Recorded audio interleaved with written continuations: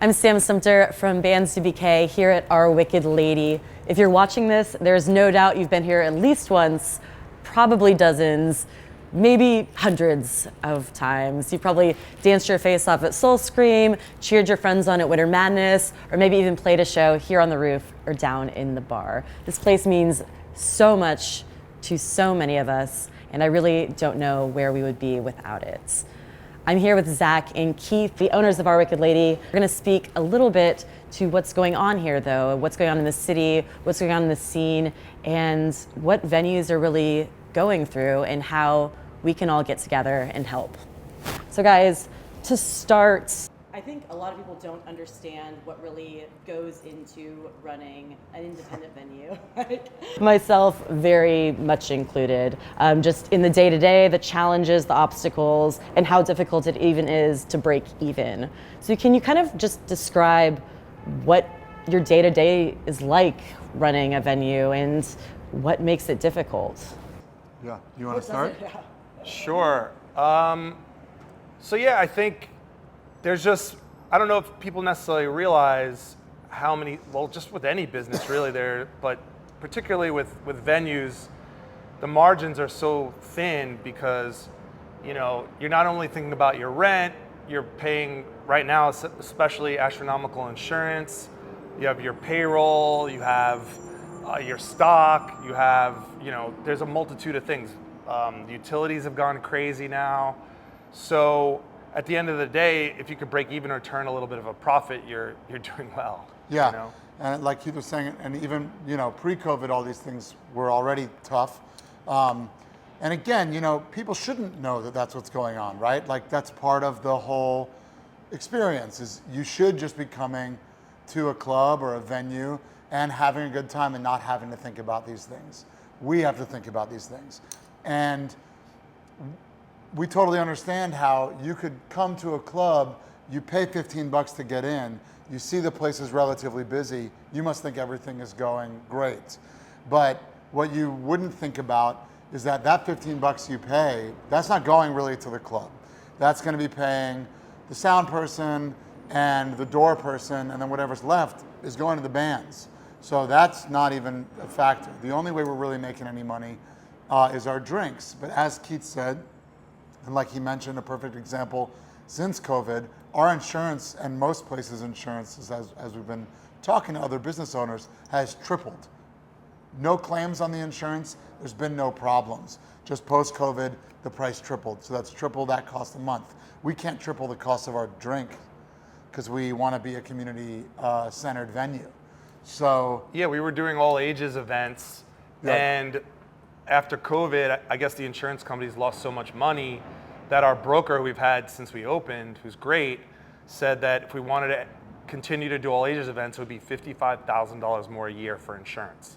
And so people understand without that, that means if we do have an all ages show and a 15-year-old falls and hurts themselves, we would have no legal protection.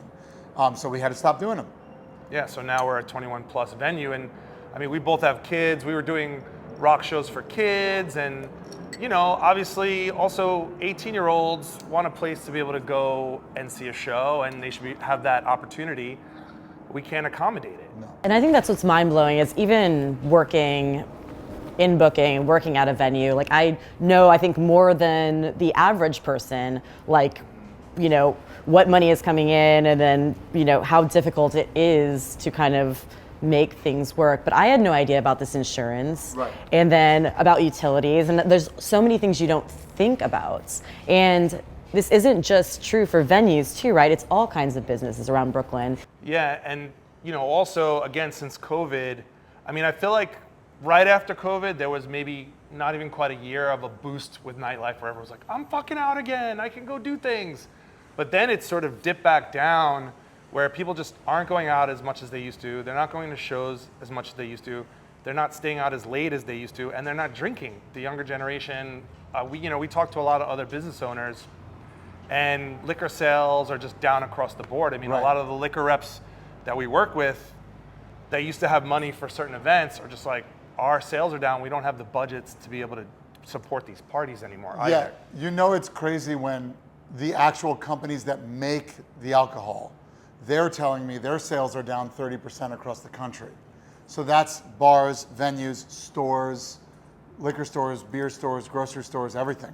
And I think some of what happened is people got so used to just doing everything to order home during COVID and have stayed on that.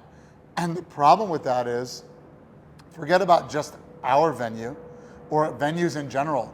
That means what's cool about your neighborhood, your local bookstore, your local music venue, your local bar, your local hardware store, these places are all gonna close. And anything you like about your neighborhood or the reason you're there or the reason you're in New York to begin with, that's all gonna go away. And then you're just left with a really expensive city without cool stuff in it. Yeah, it's this thing. I mean, we're talking about businesses in general, but just to get back to venues for a second, without places to play, like bands aren't playing, there's no places to see shows, like the stages are so important. And I just personally can't imagine New York without places like Our Wicked Lady. And it's just, the scene would collapse. Yeah, I mean, there's a reason you're seeing venues closing all over the place.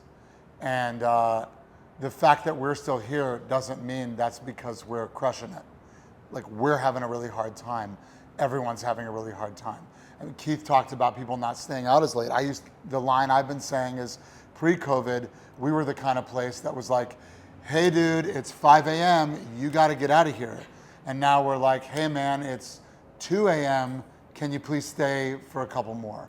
And that has been the case. And that, even for us, like, it doesn't sound like much, but that extra 2 hours from 2 to 4, 7 nights a week, 4 weeks a month, 12 months a year, that adds up to a lot of money that for us was the difference between we're good and what's going on.